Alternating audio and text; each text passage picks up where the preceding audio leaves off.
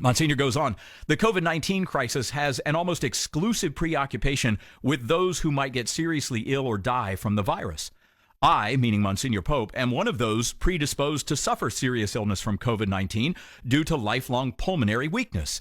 Yes, my life and the lives of other vulnerable people matter. But so do the lives of millions who have been deprived of their livelihoods, schooling, sports, recreation, numerous life events and rites of passage, and even the ability to comfort dear friends and relatives during their final days. Many small business owners have lost everything they've worked for their entire lives. We are perfectly willing to see enormous economic and social costs borne by others, especially lower wage workers who cannot virtually sweep floors or assemble products. Further, there is evidence that depression, addiction, domestic tension, and suicide have all increased. How do we regard their suffering? The metrics are less clear than the 300,000 plus dead from or with COVID-19, but clearly tens of millions of Americans have seen their lives limited in significant and often devastating ways. I can only speak for myself, says Monsignor Pope, but as one of the vulnerable who spent more than 11 days in the ICU with COVID-19, I can say that I am responsible for my health, and I do not ask to be protected at such a high social and personal cost to my fellow Americans. How do we balance all these competing interests? In the past, we quarantined the sick and vulnerable. Never before have we shut down the entire nation to protect a much smaller number. The balance is off. Simply accusing people who raise this of not caring that people die is neither constructive nor true. All lives matter, and the effects on everyone during this time of pandemic must be considered. We need better 2020 vision. All right, let me comment on this one here very quickly as well, and I'm Gus Lloyd. Thanks for tuning in here on Seize the Day on the Catholic Channel on Sirius XM 129. You know, one of the things that has really bothered me about this whole thing is the idea of shaming and the shaming that has gone on. It's happened to me, probably happened to you as well, where if you even mention, as Monsignor Pope said, if you even dare to breathe the fact of the wide effects on millions of other people, then you hate grandma and you want grandma and grandpa to die. That's been the narrative this whole time, and it's a false narrative. It's baloney is what it is. And the people who throw that out, you know, I have one thing to say about those kind of people. Your moral superiority is duly noted. Now go sit down, because you're completely wrong. And that's been one of the other side effects, I think, of this, is that now there is a large swath of the population who's walking around with their nose up in the air, looking down on you if you dare take your mask off for 30 seconds or don't even or think that, other lives matter. You want to kill grandma and grandpa, and you are morally inferior to them. This aura of moral superiority has just become so widespread. And it's this is something else, too, I believe, that is of the devil. Okay, lesson number 3, the ability to dissent is rapidly disappearing. One of the most serious issues in terms of its widespread effect is the suppression of alternative views to the state and media narratives. Our 2020 vision has supplied us with clear evidence that free speech is dying in our country. This has been widely noted on college campuses, but more recently we've seen it on the large social media platforms that ban or suppress voices not in agreement with the mainstream media narrative. Posting any COVID-related information that does not agree with what media-approved experts assert could get one's account shut down or at the very least slapped with a warning label.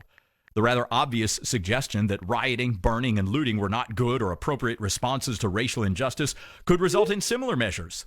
The media, along with social media platforms, exercise great power in what they report or do not report and in what posts they allow or actively suppress. The increasing suppression of writing and speech not in conformity with a particular narrative is a disturbing trend indeed. Vigorous debate about ideas has been the hallmark of the American scene. Free speech was once a pillar of liberalism, but this has radically changed. Dissenting views are now regarded by the left not merely as wrong, but as dangerous, necessitating their suppression so as not to hurt others. There is a growing range of views that are labeled hateful, phobic, violent, or intolerant. Unfortunately, this trend only appears to be getting worse. With 2020 vision, this matter has become shockingly clear. All right, a quick comment on this. And again, this whole thing is so spot on. Just makes me giddy. The greatest offense, and I've been saying this for a long time now, the greatest offense that one can commit nowadays is to offend another, is to hurt somebody else's feelings. We used to live in a land where free speech was actually uplifted.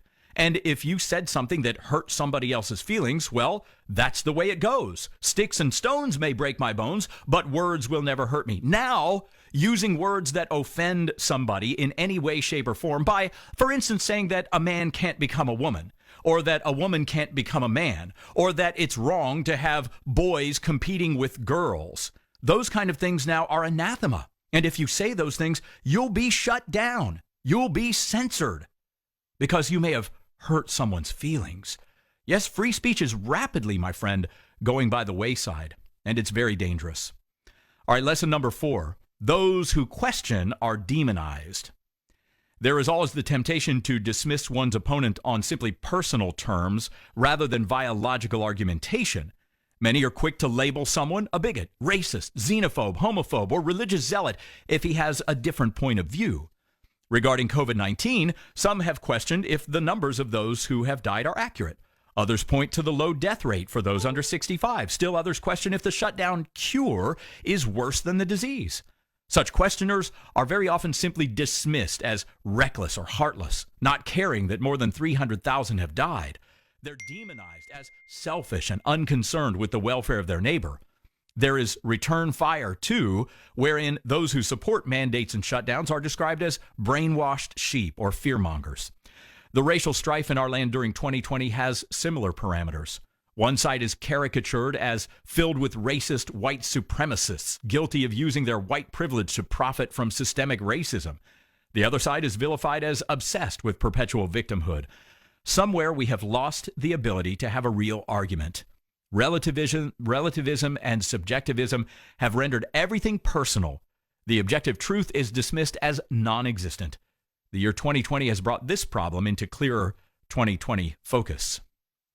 I'm Gus Lloyd, by the way, reading a piece from Monsignor Pope about 5 hard lessons that we've learned during 2020 with 2020 vision.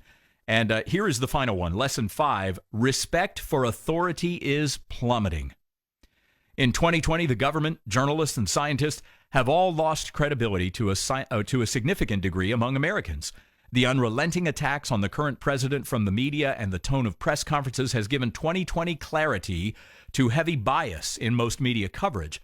This has been a long trend, but in the past few years, all pretense of fairness or commitment to reporting all the facts has been cast aside. The politicization of everything, from science to sports, has not only divided us further, but has made people cynical of everything they read or hear. Scientific experts have too easily been co-opted to announce facts rather than to discover them. Calls to follow the science are met with deserved derision by many Americans who long ago realized that science has become highly politicized and is only to be followed when it serves desired views. It is a sad thing to behold. Science should be stubbornly concerned with the facts and data wherever they lead.